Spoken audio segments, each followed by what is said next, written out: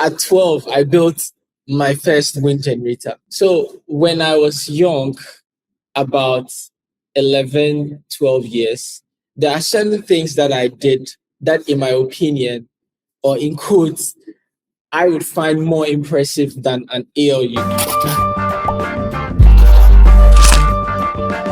Ladies and gentlemen, Psalm 118 verse 22 says, "The stone that the builders rejected has now become the cornerstone." Today we are having a conversation with the amazing Tyrone Marhguy. And for those of you who do not know, Tyrone Marhguy is one of the most influential young people in Ghana. You might have heard him from his controversy with Achimota School, where he won his court case and opened up a lot of doors for conversation about religious rights and so much more. He is currently in the University of Pennsylvania doing amazing things. And we have him here today to talk about one of his biggest projects. Honestly, I personally believe that he might be the next Ghanaian Mark Zuckerberg. We are going to have Tyrone Marhguy here to really talk to us. Hello, Tyrone. How are you doing? Hello, Yasmin. I'm doing very well. And you? I'm good. How's the weather like? It's actually quite cold. There's still snow outside, and it's very cold. Just recently, it's like plus 7 degrees Celsius, which is a good thing. So it's very always cold. minus. That's amazing. Yeah, so tell us, how has life been? It's been a while we heard about you. How has life been? What's new with you? I think life in general, at least for the last about 2 years here at PED, I like to say it's very steady. You know, assignments will always come at their right times. Deadlines remain the same. You know, so it's not too busy. It's not too easy. It's just okay. Where okay is a lot of work, actually. That's good. What do you miss most about Ghana? I think the food. The food, which food? I have to be honest. The food is something you can't get over here, and the weather. I don't like the snow that much anymore. So the weather, the snow, I mean the food, the people, yeah, a lot of things. Well, we are glad you are doing well. Maybe we'll find a way to get the food to you very soon. But let's head into our main conversation. So we are hearing that you have built an ALU. It's very technical information. Honestly, when I heard it, I was very confused. All I knew is that it was impressive. For the layman, tell us, what exactly have you worked on? And why is this so impressive? Yes, so I'll try my best to be very accurate as possible. And the reason is that I have tried to use different analogies, and the outcome was not so much to my expectation. So the ALU, when you think about it, every computer has a central processing unit. That's where all the computations happen. So for a computer to, in quotes, understand any key that you press or any data coming in to work on, it's the central processing unit. But that processing unit is not as one block. It also has its independent or separate cores working within it. So one of the most important parts of every every CPU is the ALU, the arithmetic and logic unit. You can think of it as the calculator part of a computer, in the sense that every computer needs that capacity to add 2 numbers, subtract 2 numbers. Obviously, it's not just add, subtract, but the best I can do is like the arithmetic engine of a computer. So that is what I built. And you built from scratch in your dormitory? Yes, that is, I think, the interesting part, because to design an ALU, there are several pipelines or several pathways that we normally follow, and one of them is to write it out or simulate it in Verilog, system Verilog. So in essence, you are typing out, I want a multiplexer to connect to this cable. I want this logic unit to connect to this other logic unit. And, when you run the simulation, you see that this is a working ALU, but it ends there. But the path that I chose was to build it from scratch. And by building from scratch, I mean every single component is designed from discrete level up.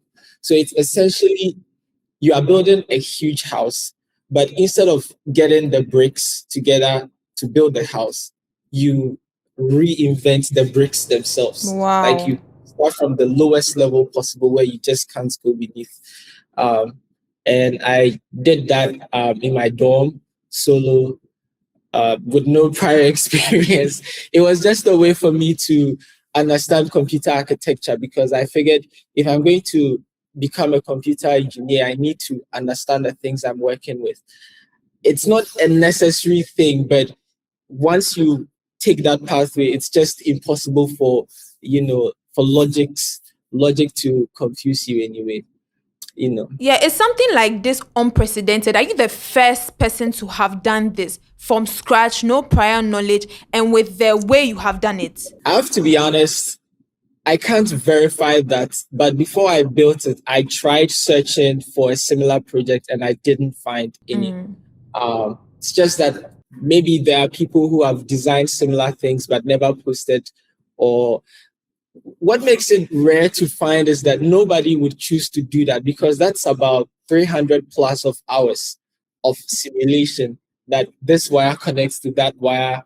And sometimes you have to come up with almost new designs, so maybe somebody has done it in the past, but if anybody has done it, they usually use ready-made ICs. And by ready-made IC, I mean within the ALU itself, it's also an abstraction. So within the ALU itself, there are also separate components that this is an 8-bit AND gate, this is an 8-bit NOR gate or something.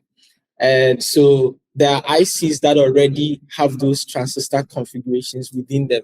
So you just like connect them and plug them together. In which case you still get an ALU, but it's not from discrete level up. Yes. So that's the best version that I found online myself. Wow, there's a lot of technical knowledge. So I want to know what inspired you to even start a project like this. What birthed this idea? It's a good question. So when I was young, I always wanted to build a computer. Building this ALU was not the most technically challenging adventure I think I could have done. There were a lot of constraints that I defined before starting because I always believe engineering without constraints is just fantasy. Whatever that you're doing, you need a limit that I want to spend 400 hours max. I want to use this amount of money to get my PCB and so on. So one of them was constraints that I want to spend this much time and I want to start and end something during the vacation. That is one. And secondly, I always wanted to build a computer from scratch, not, put this together. Because I think when you think about a computer, you instantly go to the motherboard, the keyboard, which is true in essence, but that isn't what a computer is all about. There's like the depth within the computer, and those are the units that I'm more interested in building.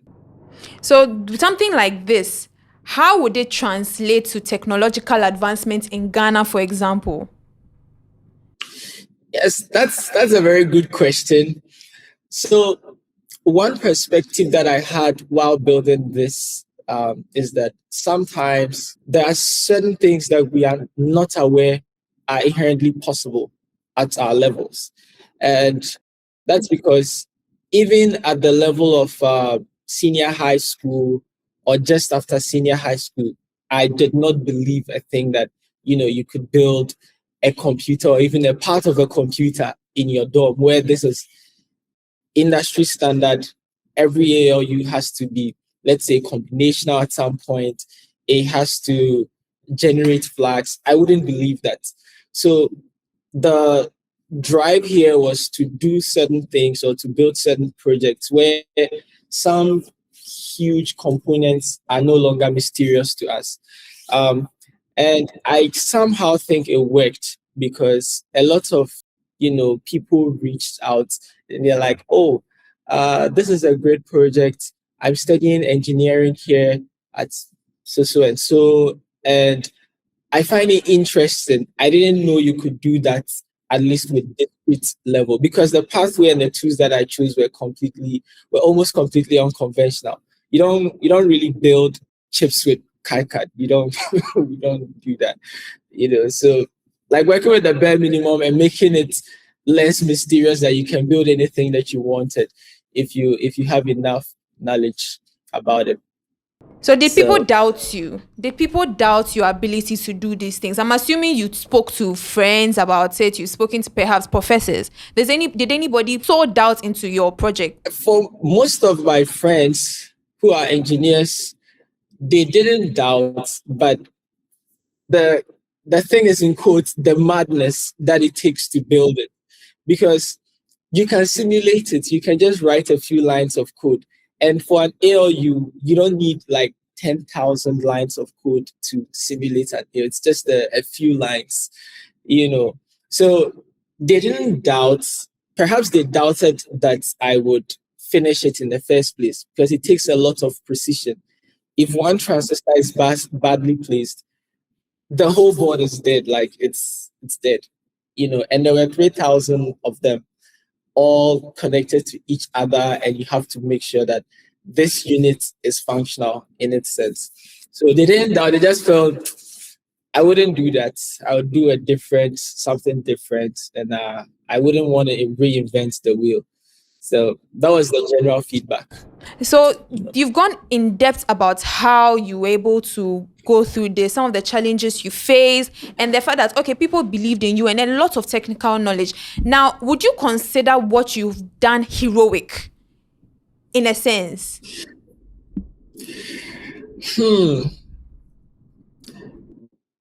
I think if I have to reconsider my audience, or depending on my audience to some extent, definitely yes. That is because, so I'll pick a sample audience, which is myself, maybe 5 years ago.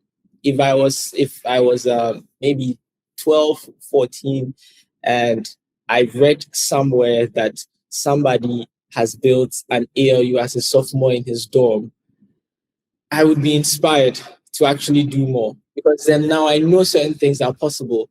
But if, let's say, I'm a professor of computer architecture, definitely no. Maybe I would appreciate the grit and the level of endurance it takes to start a project and end it. Definitely kudos to that. But when you think about it, a computer is not about an ALU only. It has an ALU. You now have to look at the registers, or the storage units. We need to look at the input, output, the control unit first of all. So depending on your level, you would see this as, oh, this is a good project. I appreciate the endurance. Or if you are a younger person who is interested in engineering, now certain things seem more possible than they would have otherwise. So yeah. I get that. So you see, what I'm even noticing with this whole thing is a form of parallel between how Mark Zuckerberg started and what you are doing now. Because Mark Zuckerberg also did something similar, started Facebook in his dorm. I'm sure people doubted him. And you've also done this very big thing, especially considering the country you are coming from. Have you considered this parallel? Is Mark Zuckerberg someone you look up to? What is your idea about this parallel that exists? I think, yes, I do learn a lot actually from the tech experts. And when I'm working on similar things like these, I keep the mindset that I'm not so sure of what I'm doing. In the sense that I first started with logic gates, just simple logic gates that, oh, when the input is on, I want the outputs to be off. Simple stuff like that. Okay, let me make it bigger. So it's that level of build up that I appreciate. So Well, if there could be a parallel, but to me, it's more about the direction. Picking the fact that I don't know exactly where I'm going, but this is the pathway that I'm choosing, and I want to understand things from first principles up. I don't Okay. want to be an engineer, because the more you interact with things like these, the better some things become intuitive. I was telling a friend one other time, he's also an engineer, and I was like, building this project for some interesting reason. I know this is not a conventional way to build an ALU, but the depth and the understanding I'm getting, it's a bit unfamiliar. It's too good, because there was one point where I wrote that in my write up. I built a buffer. Essentially, it's like um, okay, I don't want to be too technical, but what I built was a buffer. And then so I was sitting in class, and the professor got to a lecture slide, said, so this is a buffer. You put two NOT gates or two inverters in series. In series, and you have a buffer. I'm like, wait, I designed this thing on my own. So certain things become intuitive where, okay, now I understand this.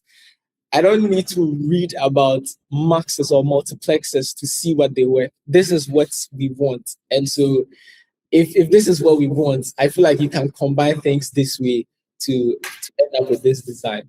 And it was so fun. I remember there's the second design with the full adder. There's I don't want to be technical, but there's one called the carry look ahead. So you read about it and then you're like, okay, if these are the values I'm looking for, if these are I think I have to be technical at some point. There's just no other synonym for that.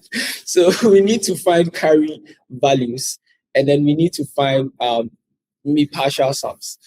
When you think about how you want to get them, you're like, oh, I can put logical gates, I can put all gates together, I can put AND gates together, and I'll get this.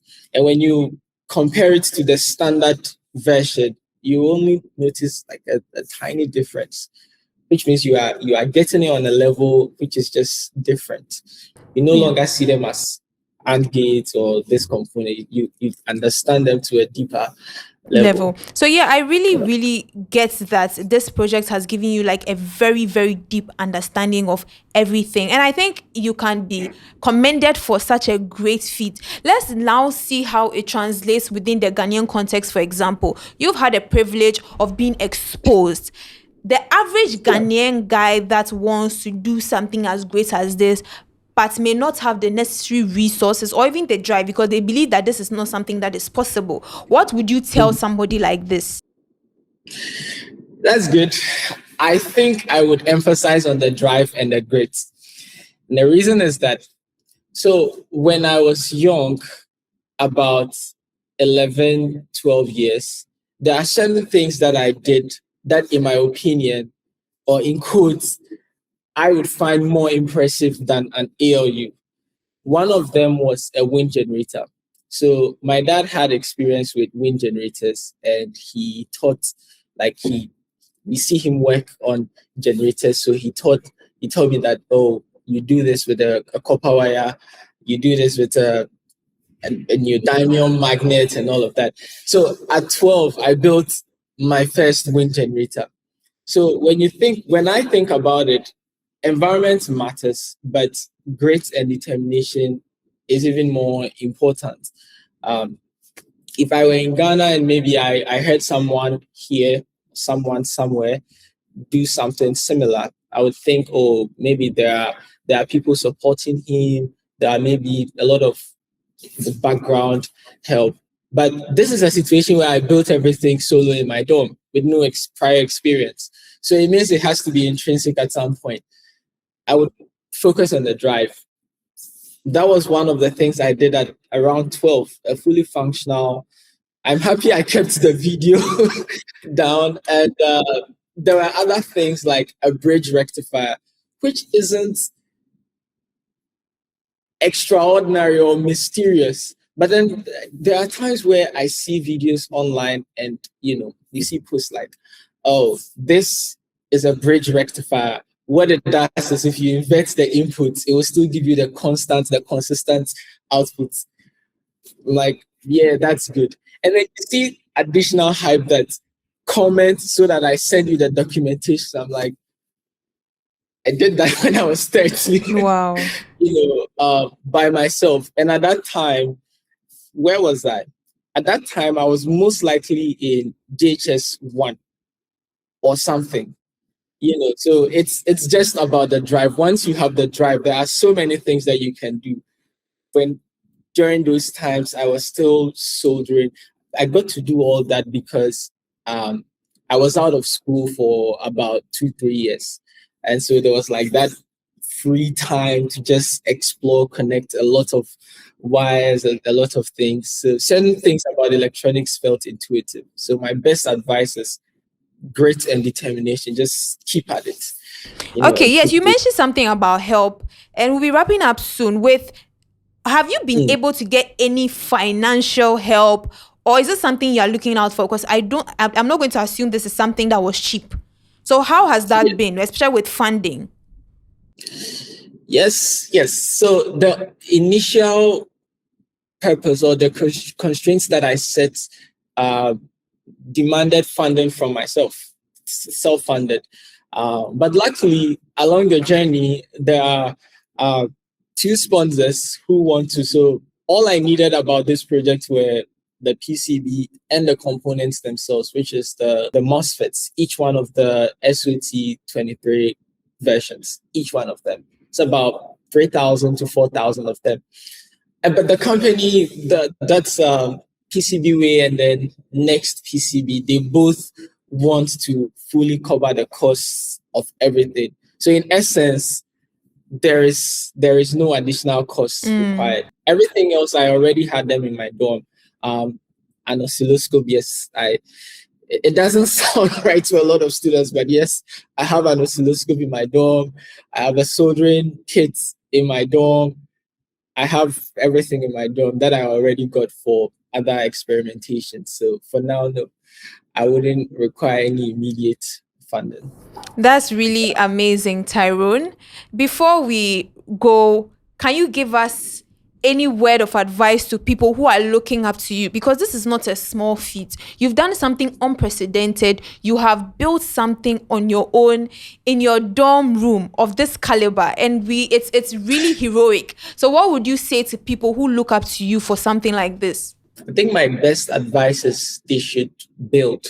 It doesn't need to be a great or a grand product. Sometimes just build for the fun of it.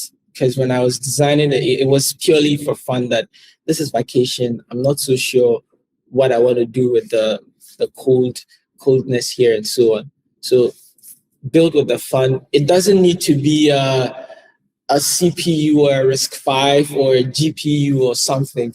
You can even design a basic logic gate. And when you look at it, you're like, this is maybe a 16-bit AND gate. I design it from scratch.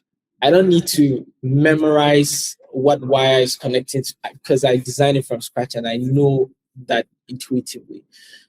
So keep building on those things. And once you are done, the ideas will just keep adding up. Because when I finish the ALU, the next project is, what is inside a GPU? And it doesn't make sense to design a GPU in my dorm, which I acknowledge. There's just no way around that. That's like a bigger one. But there are certain parts that you can still look at. Multiply, accumulate, just build small things for the learning experience, for the grades. You get to learn. So yeah, just build things, even if it's for fun. Do so, yeah. Thank you so much, Tyrone Marhguy. Ladies and gentlemen, that is our hero of the day, Tyrone Marhguy, who has taken us through his journey with building an ALU. I know it's a lot of technical information, but it is a very inspiring thing he has done. This has been the hero of the day. Let us know what you think about this. We're out.